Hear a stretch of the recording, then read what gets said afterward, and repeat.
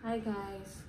Kalimutan ko, sabi ko mag-video pala ako about dun sa cream na sa hemorrhoid, yung marami nagtatanong. Ayan siya. Heal Mask Herbal Hemorrhoid Ointment. Ayan.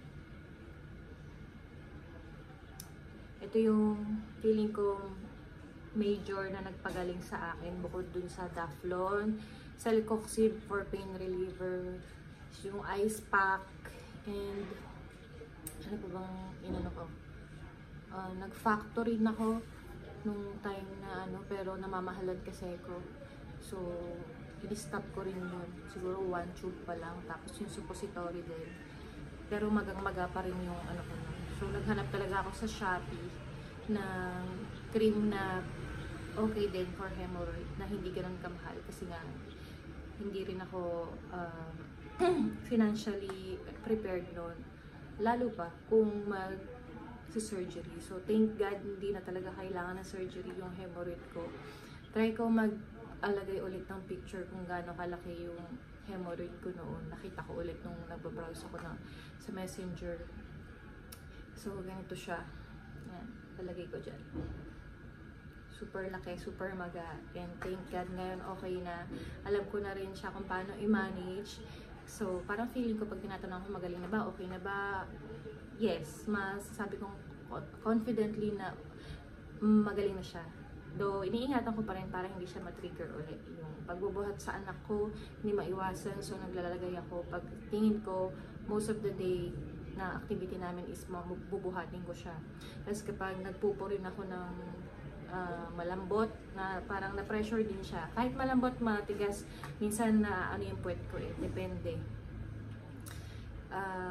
Yun, naglalagay din ako. So, ngayon, from time to time, pinupush ko na lang siya minsan, tas depende sa pakaramdam ko kung lalagyan ko pa siya nito. Ito is, yun nga, bawal to sa pregnant and breastfeeding na mommies. So, sa mga lalaki, walang problema kung ano. Pero,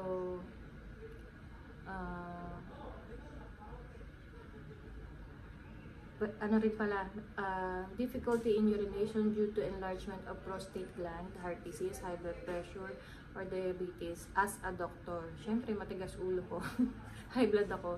So, from time to time ko na rin lang naman siya ilalagay.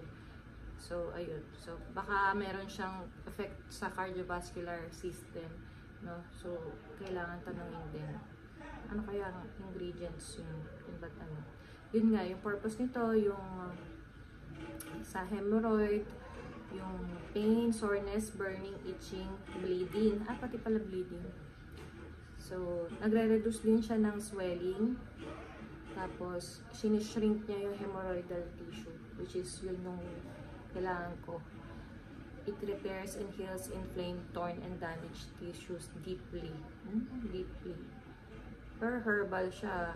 Ayun yung mga ano niya, sangki ba to? Wami mas, taraksakum, calamine. Tapos yung iba hindi ko na mabasa. Kasi nga herbal, wala naman ako ganong idea. Made in, ano ba to?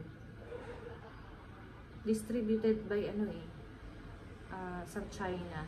Pero saan kaya gawa to? Super effective sa akin. Tingnan natin yung box. Kasi may ano to, may 5 pa akong ganito. Ayun, so may nozzle to. Yung sa mga comfortable maggamit ng ganito. Ayan. Sa akin kasi tinatapon ko lang to kasi gusto ko, nafe-feel ko yung puwet ko, yung almoranas ko. Para mas na-assess ko kung kamusta na ba siya. Kamusta na ba yung almoranas ko. Yan, meron naman nakalagay dito na mga ano. Ito rin naman nakalagay dun sa box sa labas. Tapos yan, ano siya.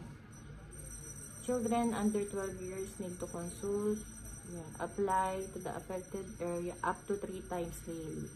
Pero nung time na kailangan kung desperado akong lumiit, hindi ko yan sinusunod syempre. But please follow the instructions to use the product. Yun lang mga nakalagay. Here's yan, ganyan siya. Putasan nyo na lang. Tapos yan, lalabas na yung parang white na kulay niya. So, pag in-apply mo siya, may cooling effect na siya. So, mafe-feel mo agad yung comfort dun sa hemorrhoid mo. So, yun. Yun lang madalas kong nare-receive na question, ano yung cream na majority na nagpagaling sa akin. Tapos, syempre, yung mga bawal na ano, yung pampatigas ng pupo, like, karne, number 1 yan. Iniiwasan ko yan kapag ano, pag ayaw kong tumigas yung pupo ko. Apple, hard-boiled egg, ayun, ano pa ba? Tapos sa swelling, talagang ano rin sa akin yung ice pack. Binababad ko yung puwet ko sa ano. Nilalagyan ko ng ice cubes, yung parang pwede yung hot tsaka cold na ano, bag. Thermal bag pa yun. Basta nilalagay ko sa puwet ko. Ano pa ba? Ayun. Basta, yun. Dito ko majority gumaling.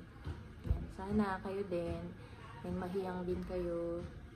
Pag alanganin kayo sa nagiging effect sa inyo, consult kayo kasi baka iba-iba rin tayo ng ano, effect dito sa ointment na to. Ayun lang, God bless and ingat, pagaling lahat ng mga may almoranas. Ayun lang, thank you po sa panonood.